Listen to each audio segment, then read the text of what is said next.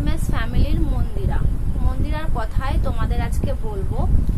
ও এতটা বাজে, এতটা অহংকারী, এতটা খারাপ, এতটা selfish. Hello friends, good morning. আশা করছি সবাই ভালো আছো, সুস্থ আছো, আর আমিও বেশ ভালোই আছি। আজকে হচ্ছে শুক্রবার আর এখন বাজে 8:30। তো এই 8:30 থেকে আজকের ভিডিওটা শুরু করছি। আর আমার চ্যানেলে নতুন আরও একটি ভিডিওয় তোমাদের সকলকে অনেক স্বাগত জানাই। তো সকালবেলার যে বাসি কাজকর্মগুলো থাকে, তো সেইগুলো তো সারা হয়ে গেছে অনেকক্ষণ আগেই। তো তারপর আমি দেখো জামা কাপড়গুলো কেচে নিচ্ছি। এবার তোমাদের মনে হতেই পারে শুক্রবার রিয়াঙ্কার পড়ানো নেই কেন। তো আজকে পড়ানো আছে, কিন্তু সকালে না, দুপুরবেলা মানে 3টে থেকে আছে। অ্যাকচুয়ালি আমার একজন বলবো না, 3জন স্টুডেন্টের কম্পিউটার রয়েছে। তো সেই জন্যে একবারেই দুপুরবেলা বসবো পড়াতে। তো সকালবেলায় এই কাজগুলো সেরে ফেলছি। তো তারপর কিছু জলের বোতল রয়েছে, তো সেইগুলোকেও ধুয়ে ফেলবো। তো চলো ভিডিওটা দেখতে থাকো, আর আমি ঝমঝম করে কাজগুলো সেরে ফেলি। কারণ সকালে তো একটু দেখলাম বৃষ্টি হয়েছে, তো যত তাড়াতাড়ি পারবো জামা কাপড়গুলো কেচে ধুয়ে মেলে দিতে পারলে তাহলে তাড়াতাড়ি আবার শুকিয়ে যেতে পারে।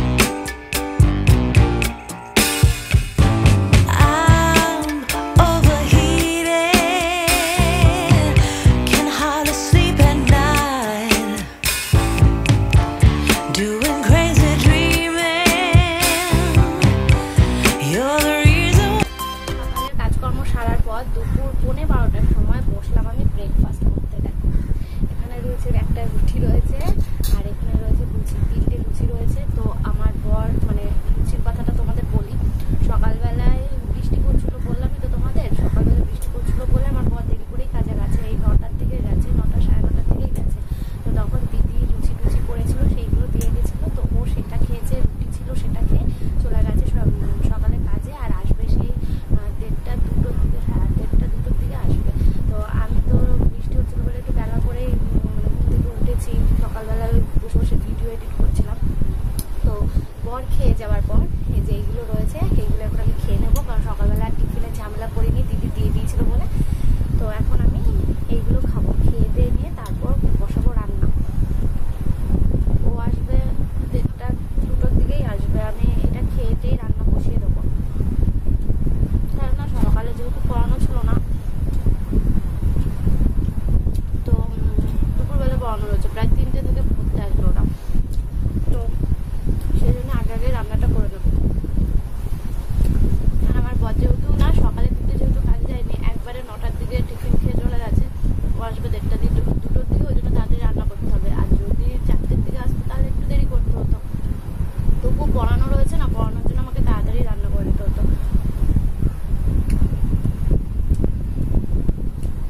আর ওই যে কালকে যে মা রুটির তরকারি পাঠিয়েছিল, সেই রুটিও ছিল, কতগুলো রুটি ছিল, তরকারি ছিল। তো সেইগুলো দিয়ে লুচিও অনেক কটা দিয়েছিল দিদি, সেই দিয়ে আমাদের টিফিনটা আজকে হয়ে গেল। সকালে আর রান্নার ঝামেলাটা রইল না। আর সকালবেলা তো এত বৃষ্টি হচ্ছিল, আর এখন দেখো মনে হবে না যে বৃষ্টি হচ্ছে। সকালে এত রোদ উঠেছে।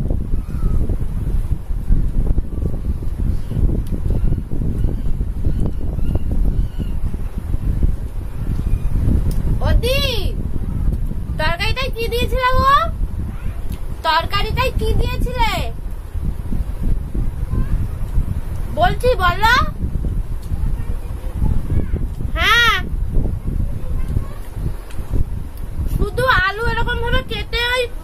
কালো জিরে ফোড়ন দিয়ে তরকারি করেছো?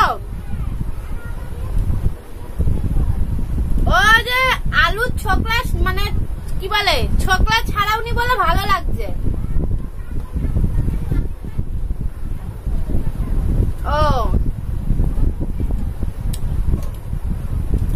আমি তো এখানে বসে খাচ্ছি আর দিদি রান্না করতে পার এই দেখো পেছনটা বুঝো ওই যে কালো টিন দেখা যাচ্ছে ওইটা। তো আমি এখানে বসে গোলাপ করি আর দিদি ওদিকে রান্না করে। হ্যাঁ যাই, দিদি বলছে এখানে আসো। আচ্ছা যাই। দিয়ে দিদির সাথে এইভাবে কথা বলি। দিদি যখন রাত্রিবেলা ওখানে রান্না করে আর আমি এখানে বসে বসে গোলাপ করি আর দিদির সাথে কথা বলি। তো চলো খাওয়া দাওয়াটা সারি, তারপর আবার দুপুরে রান্না আছে, রান্না করতে হবে।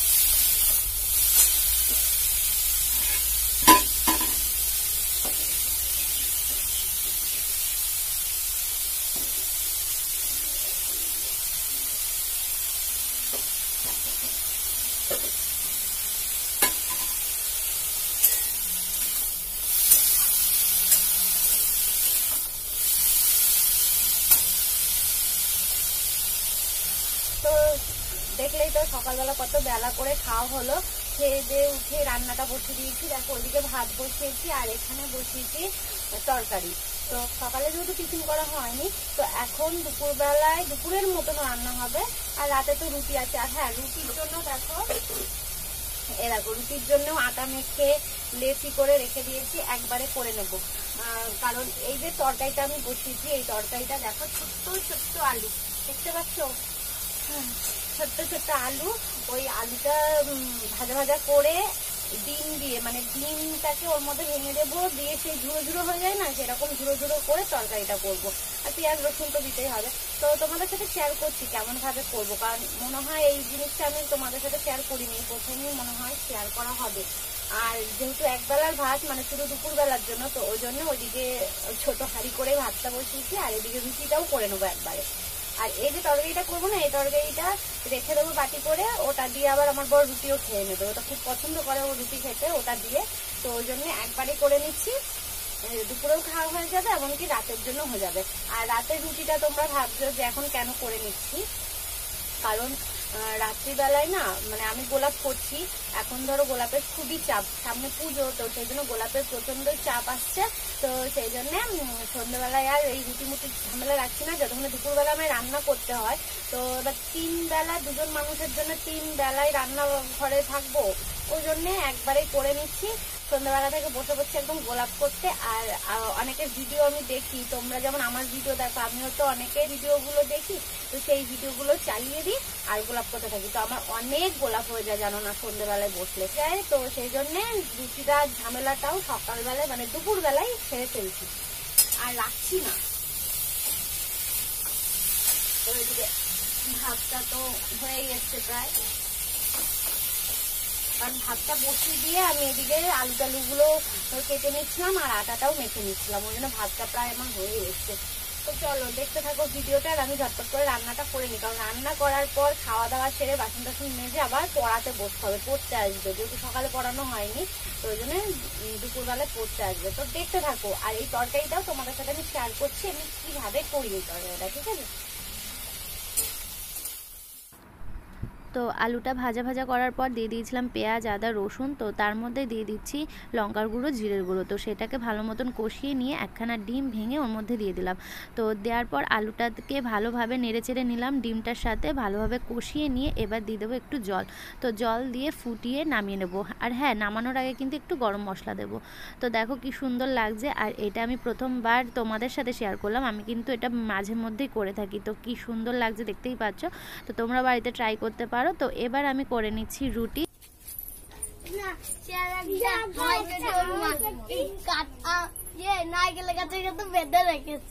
তাই নারকেল গাছে যাতে নজর না লাগে। আদর খাচ্ছে কোনটা বাবা? ওর হ্যাঁ, না না, আচ্ছা আচ্ছা, আর ঘাটতে হবে না, আর ঘাটতে হবে না, যাও হাত ধুয়ে নেবা কিন্তু বাড়ি গিয়ে।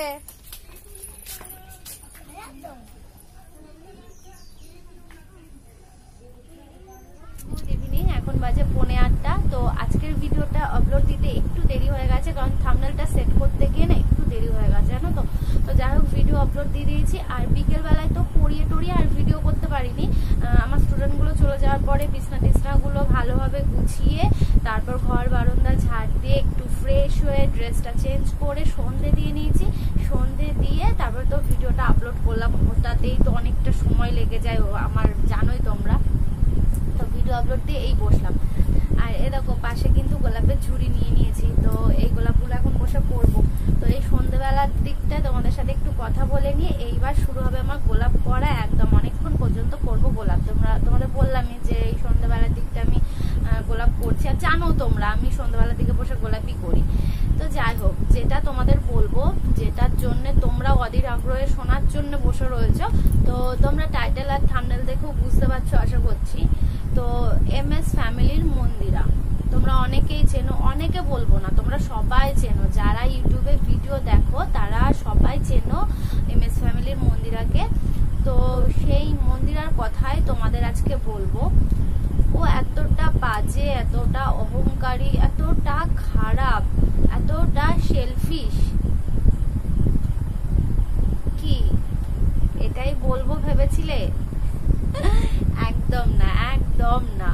অত বড় একজন ইউটিউবার যার 1 লাখের ওপর সাবস্ক্রাইবার্স, তো তার নামে আমি এই খারাপ খারাপ কথাগুলো বলবো? কখনো না, কখনো আমি এই খারাপ খারাপ গুলো কথা। তোমরা হয়তো অনেকেই ভাবছিলে যে কি ব্যাপার, কি করলো মন্দিরাদি, তাই তো ভাবছিলে যে প্রিয়াঙ্কাদি কি বলতে চাইছে মন্দিরাদির নামে, মন্দিরাদি কেমন, কি হয়েছে, এই সব কিছু তোমাদের মনে মনে হয় নিশ্চয়ই জল্পনা কল্পনা হচ্ছিল। তো একদমই না, ওই রকম কোনো খারাপ কিছুই না। তো যাই হোক, তোমাদের বলি তাহলে, মন্দিরার অনেকটা কৃতিত্ব আমার ওপর রয়েছে, অনেকটা। সেটাই তোমাদের সাথে আজকে শেয়ার করব, যেটা না বললে নয়। তো ভাবলাম চলো আজকে তোমাদের মন্দিরার আসল রূপটাই তোমাদের দেখিয়ে দিই, ঠিক আছে? তো মন্দিরার সাথে আমার মোটামুটি ফোনে কথা হয়, হোয়াটসঅ্যাপে চ্যাটিং হয়। তো মোটামুটি ভালোই কথা হয় ওর সাথে। তো যখন আমার 1K কমপ্লিট হয় তখন ও আমাকে মেসেজ করে জানিয়েছিল, কংগ্রাচুলেশন বলেছিল আমাকে।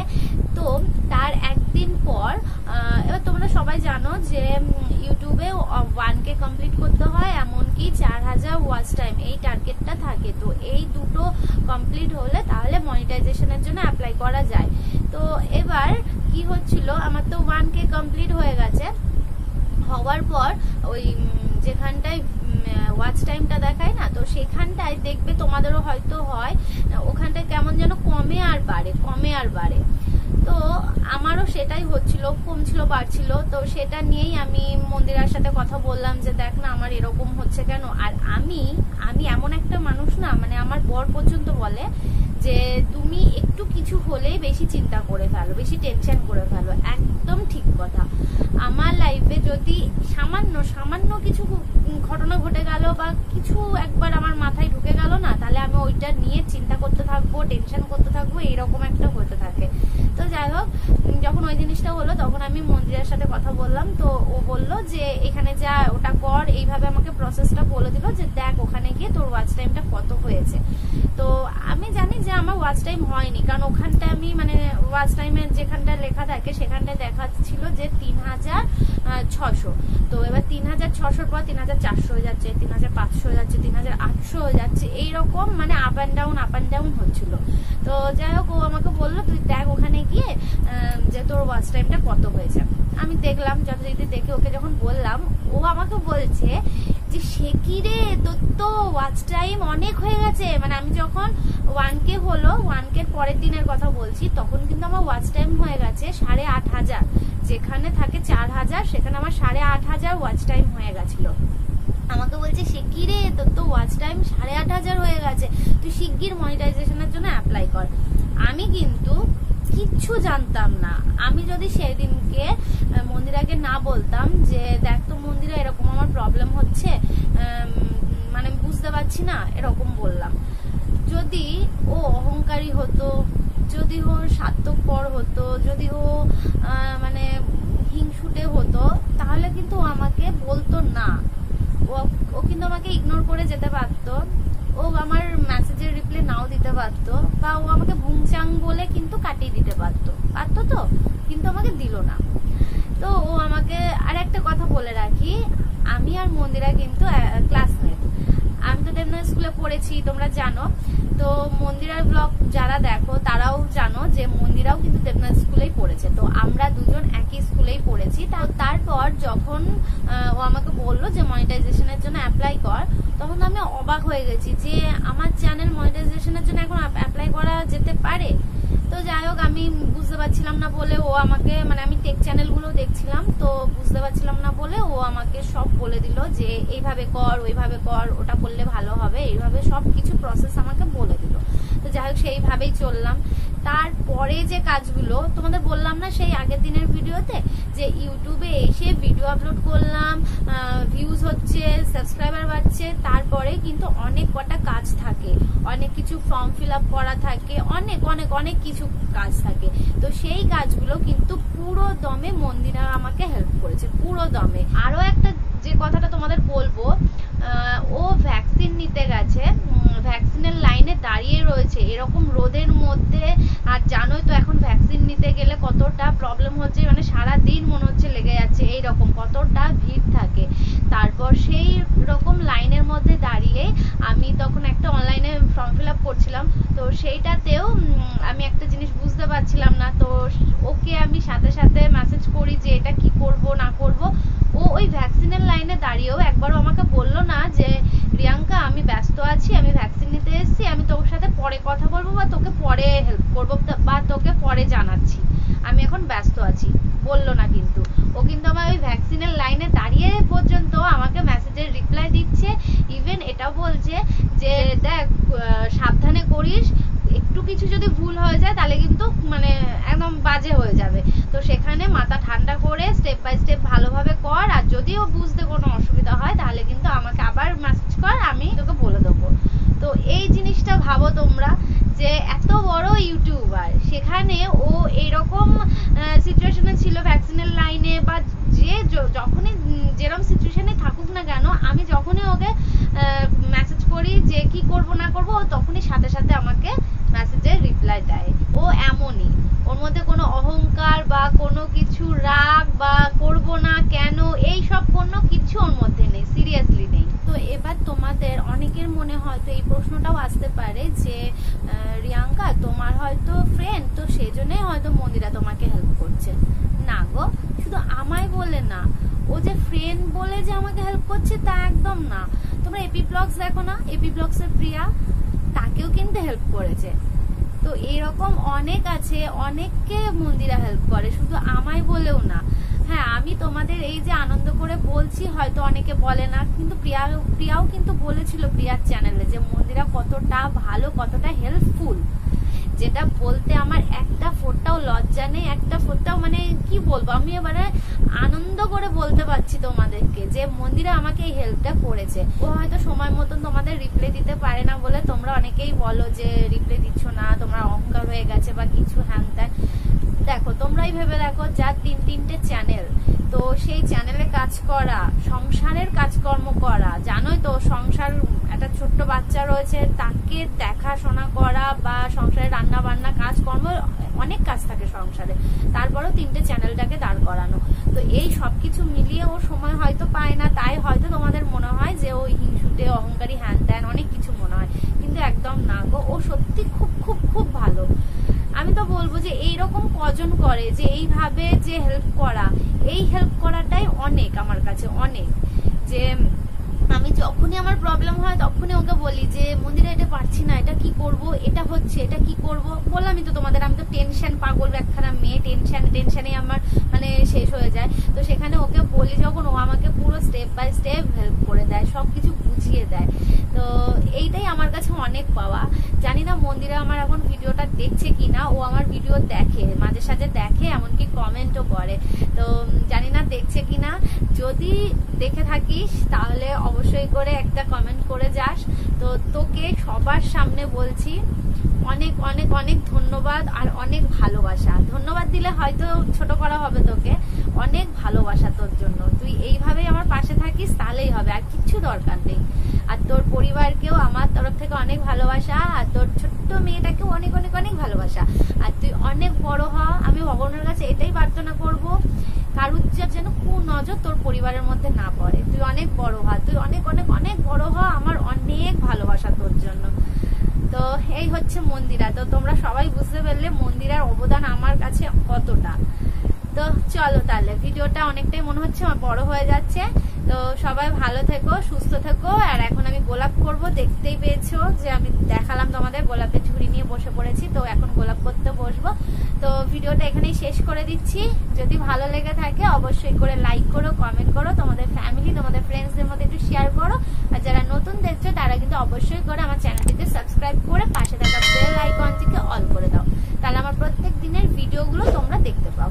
আর মন্দিরার নামে প্লিজ কেউ খারাপ কথা বলো না, ও অনেক ভালো, অনেক ভালো মনের মানুষ, ঠিক আছে? তো সবাই ভালো থাকো।